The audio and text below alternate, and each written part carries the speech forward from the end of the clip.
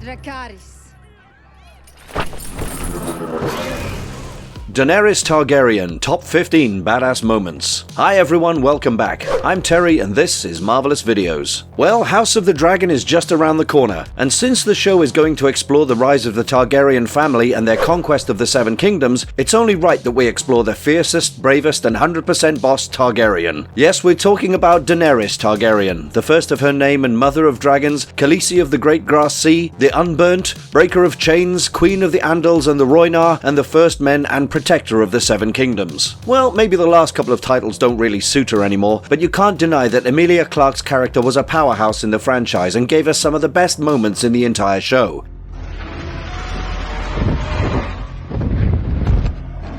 A girl who rose from the ashes and went on to gain her confidence and place in the world one step at a time, Daenerys came a long way. She watched her brother die, ate a horse's heart raw, killed those who went against her, and all the while remained a force to be reckoned with. In honor of these unforgettably potent yet beautiful moments, we've curated this list of the 15 most badass moments of Daenerys Targaryen. Do stick around for the honorable mentions at the end of the list. Before we go into our explanation, we have a very small request. If you like our content, please support us by subscribing to our channel. This is a small click for you, but for us, it means a lot. Thank you. Now let's begin.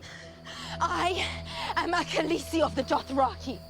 I am the wife of the great Khal, and I carry his son in... Daenerys, the Khaleesi of the Dothraki. Everyone who has watched the show knows very well what a complete monster Viserys Targaryen was. He was an arse of the highest order, and what made him worse was the fact that he lacked sense, sensibility, and spine. Not only did he often undress his sister like an object to please others, but he also threatened her quite often. At the beginning of the show, Daenerys gives in to her brother's whims, and we see how very meek and unsure she is about her role and importance in the world. However, after her brother practically sells her out to Khal Drogo, played by Jason Momoa, Daenerys gradually becomes more confident about herself. During a long march with the Khalasar, Daenerys feels sympathetic towards the men and women walking and orders the Khalasar to halt unless she says otherwise. Viserys sees this as an insult and attacks Daenerys only to be brought down by a Dothraki. Yet Viserys doesn't learn his lesson. Later, Viserys slaps a pregnant Daenerys pretty hard, but by now, she looks at herself as who she was always meant to be, a queen. You've no right to a braid. You've won no victories yet. You do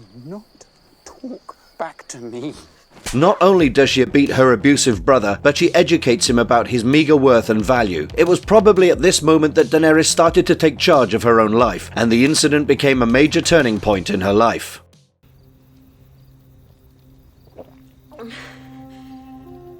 Daenerys, the Heart Eater. As mentioned earlier, Daenerys was expecting a child with Khal Drogo, and we all know how weirdly wonderful the Dothraki customs are. They respect strength over everything else, and to be a great Khal or Khaleesi, one has got to show strength in weird and often violent ways. A Dothraki custom demanded that the Khaleesi eat the entire heart of a horse, and a raw heart at that. Daenerys and the Khalasar reached Vaes Dothrak, the only and holy city of the Dothraki. Here she was to perform the ritual. The entire sequence was filled with blood and gut-churning visuals, and Emilia Clarke brought a certain realism with her flawless acting. The audience could feel and almost experience what it would be like to eat a raw horse heart, and that was the beauty of it. Nevertheless, Daenerys performs the deed against all odds and earns the love and respect of her new people. However, her brother Viserys couldn't digest this fact and grew jealous. He immediately went to Daenerys' tent to flee with the 3 dragon eggs that the Dragon Queen had received as a wedding gift. Fortunately, he was stopped by Ser Jorah Mormont, a fiend-turned-friend of the Khaleesi. This further aggravated Viserys as he could see his dream of sailing to Westeros fail miserably. But sadly for him, he didn't know how to deal with losses and hard times. He crashed the celebratory dinner of the Khalasar in a drunken state and pointed a blade at Daenerys' belly. He told the Khal that all he wanted was his side of the bargain, the crown and the iron chair, but he had gone too far and was a lost cause. Khal Drogo told him that he would have his golden crown, a fact that made Viserys elated. Little did the boy know that the Khal would melt gold and pour it on his head. Viserys died then and there, but Daenerys seemed to be the least affected by it.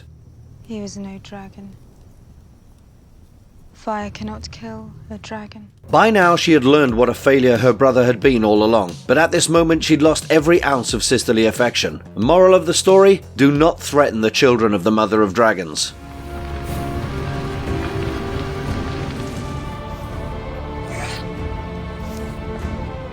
Daenerys, the Unburnt Avenger. Among the several things that Daenerys is known for, one of them has to be her penchant for justice and punishment. Apart from the last season, she displayed her habitual liking for giving people what they deserved. But how did it all start? Well, the beginning had to be the incident with the witch called Mirri Maz Duur. The woman's village had been plundered by the Khals, and she had been raped several times before being saved by the Khaleesi. However, when the Khal fell sick due to a fatal wound, the witch offered to treat the Khal with blood magic. However, it was all a trick. Not only did she turn the Khal into a living corpse, but she also led to the stillbirth of Rhaego, Daenerys' child. Naturally, Daenerys was angry. She watched her brother die without a change in her expression because he had threatened her child, and this witch indirectly killed the baby. What was the Mother of Dragons going to do? Well, she tied the witch to a pyre and burned her alive. However, something else also happened. Something that changed the course of the world. She walked into the pyre with her dragon eggs. Everyone thought that she had sacrificed herself, but that was far from true. When the sun came up and the fire had died, we saw an unburnt Daenerys rise from the ashes, and with her, her 3 dragons. Ser Jorah Mormont and the Dothraki who remained with her fell on their knees, which symbolized their acceptance of Daenerys as their leader and queen. Dracarys.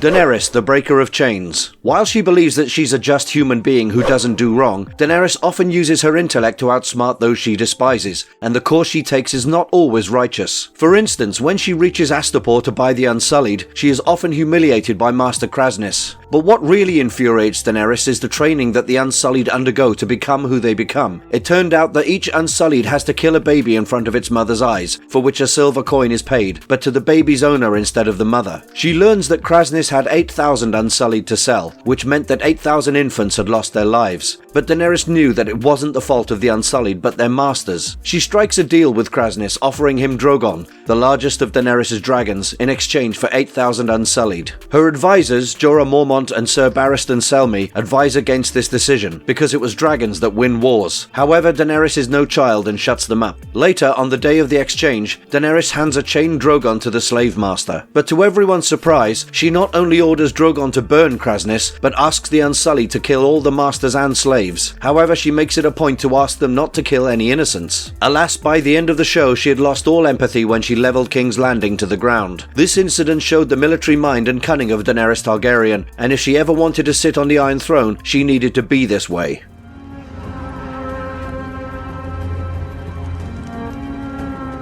Daenerys invades Meereen. Before invading Westeros, Daenerys had to learn what it meant to be queen. She had spent her childhood wandering across the world, away from her home, and under a mortal threat from King Robert Baratheon. Naturally, she didn't have the faintest idea of what it meant to be the head of a state, let alone the massive 7 kingdoms. In her quest to free the slaves of the world, she reached Meereen, but the road to Meereen was a difficult one, at least emotionally. Her army halted when Daenerys came across a slave child crucified, while the child's hand pointed in the direction of Meereen. It turned out that there was one such child at every 1 mile mark, and Meereen was still 163 miles away. Daenerys was clearly outraged at this state of affairs and was determined to free Meereen of its cruel masters. Upon reaching the gates of Meereen, she was welcomed by the Meereenese enslavers and slaves alike, while a Meereenese champion came out of its gates to battle Daenerys' champion. Both Ser Barristan and Mormont offered to be the champion, but they were too important to her, and she chose Daario Naharis, who was neither a member of her Queen's Guard nor her most trusted advisor. It's another thing altogether that the two of them soon started sleeping together. Nevertheless, Daario Naharis easily defeated the Meereenese champion, and Daenerys laid siege to the city. She spoke directly to the slaves and gave them the example of Astapor before catapulting the broken chains, and it wasn't before long that Daenerys managed to inspire courage into the slaves of Meereen. Later that night, she sent Torgo Nudho and his men to supply weapons to the slaves so that they could start an interior revolt. And as for the 163 dead children, she made 163 masters of Meereen face the same fate as the innocent crucified children. The invasion of Meereen was not the result of bloodshed of her own men or the murder of thousands of innocents. She took the city of Meereen by using her sheer intellect and sound advice from the experienced men around her. When the people of Meereen hail her as mother, most viewers had serious goosebumps.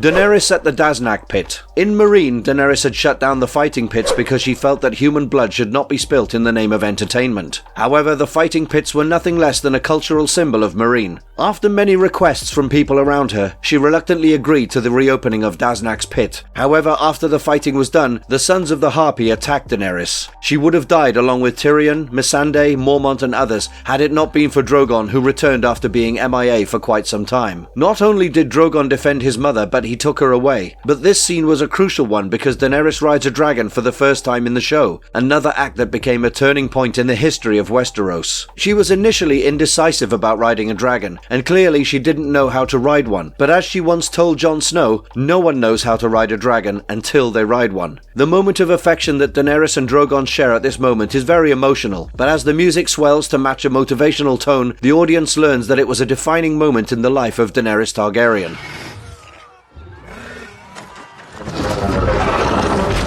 Daenerys, the Khaleesi of the Great Grass Sea. The 6th season of Game of Thrones saw several developments in terms of story arcs and character development. However, one incident from Daenerys' life from the season had viewers' jaws dropping in awe of the Unbroken, the Unburnt, the Khaleesi of the Great Grass Sea. After she gets attacked by Sons of the Harpy, Drogon saves her but takes her far away to a place unknown to her. She has no choice but to wander around in search of food and help. In the end, she gets captured by a Dothraki horde who take her to Khal Morro as a gift. The Dragon Queen had to suffer and endure a lot before she could convince the Khal that she was Khal Drogo's widow. As was the Dothraki custom, all the widowed Khaleesis are to live with the Dosh Khaleen. However, there was a catch. If she would join the Dosh Khaleen or not was to be decided by a bunch of Khals, who clearly had no respect for the widow of their fallen brethren. But she was wise enough to know that the Khals would not let a beauty like herself join a bunch of widows. As it happened, Jorah Mormont and Daario Naharis had located the Khaleesi and met her. She then made an elaborate escape plan that would also win the Dothraki hearts for her. When she was brought to the Khals, she remarked her wishes about leading the Dothraki, which infuriated the Khals. She then went on to drop the braziers one by one, burning the temple to the ground, and the Khals with it. As thousands of Dothraki gathered around the burning structure, Daenerys came out, unhurt, unburnt, and naked. And at this moment all the Dothraki bowed before her, accepting her as the first Khaleesi to lead them.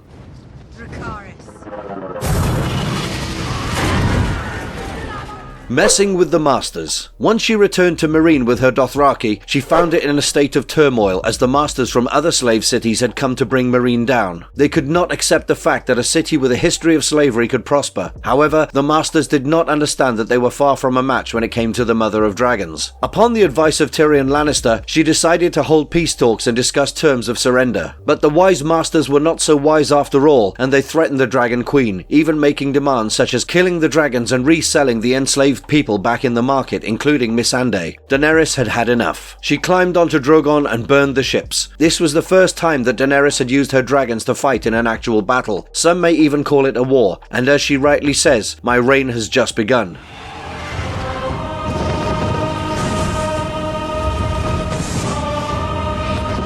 Sailing to Westeros. After she had everything she needed, an army, wealth and dragons, Daenerys planned to sail to Westeros. The journey itself seemed to be its own reward with Tyrion and others by her side. She was sailing with 3 dragons and 2 armies, but much more awaited her across the sea. Daenerys Targaryen had proved herself, a girl who had nothing in her possession apart from a lost family name and her intellect. She was now going to take what she believed was rightfully hers.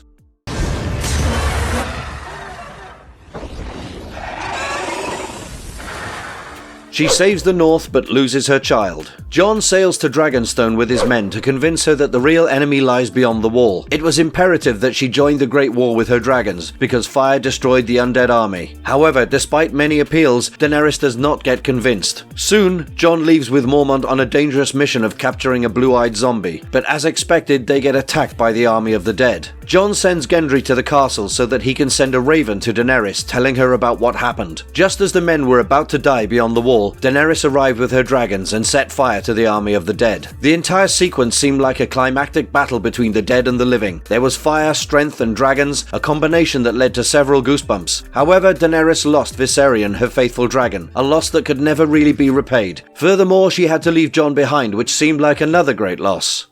I'm not going to stop the wheel. I'm going to break the wheel. Breaking the Wheel. The girl who rose from the ashes had many a plan for the world, and what boosted her confidence was the winning streak she had. She had never once lost a battle and was good at the art of war. However, the same can't be said about her political discourse or the Game of Thrones. Much like Robert Baratheon, who was a great warrior but a bad king, Daenerys was going to follow a similar path. Having said that, she was determined to transform the way the world functioned. It's like saying that after she won the Game of Thrones, she wanted to change the way the game was played, bringing in her own set of rules. With her sky-high ambition and intoxicating self-confidence, she wanted to destroy all the noble families until no one but she remained at the top. But when she spoke first about breaking the wheel, this is not quite what she meant. Her true colours came out much later, towards the end of the show.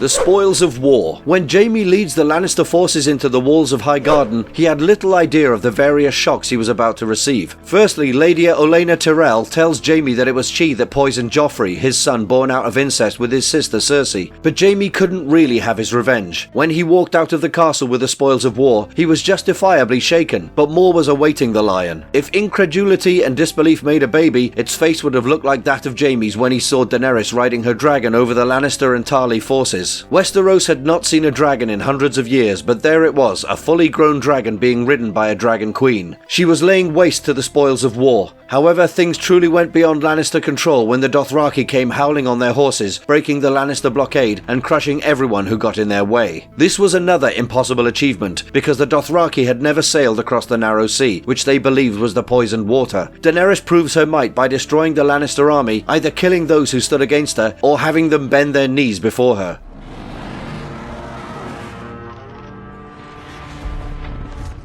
Meeting Cersei. When it was decided that Cersei would meet Daenerys, people lost their minds, and for all the right reasons. It would have been something like the meeting between an unstoppable force and an immovable object. We all know how Cersei Lannister really is, and on the day of the meeting, Cersei reached the dragon pit, but Daenerys was late. Cersei was visibly feeling insulted because she had to wait for Daenerys, her enemy. However, Daenerys soon arrives riding Drogon and steps down from him in a fashion that was beyond classy and badass.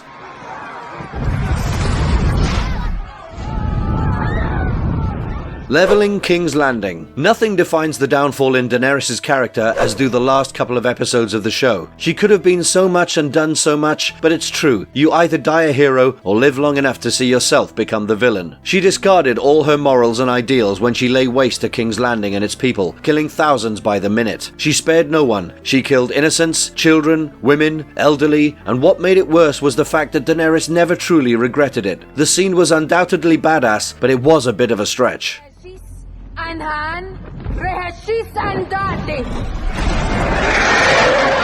Her last speech. Say what you will about Daenerys Targaryen, even until her last speech, the young queen was more formidable than many of the Westerosi lords and past kings. In her speech, she addresses the Dothraki and the Unsullied and thanks them for helping her in liberating King's Landing and its people. But she claims that the war of breaking the wheel was not yet over. In fact, she wanted her idea of justice to spread across all the 7 kingdoms and eventually the world. But her Hand of the Queen, Tyrion, insults her by saying that she slaughtered an entire city and throws away his Hand of the Queen pin. However, Daenerys seems to be least affected by it and has him arrested for treason. Valar Morghulis. Yes, all men must die.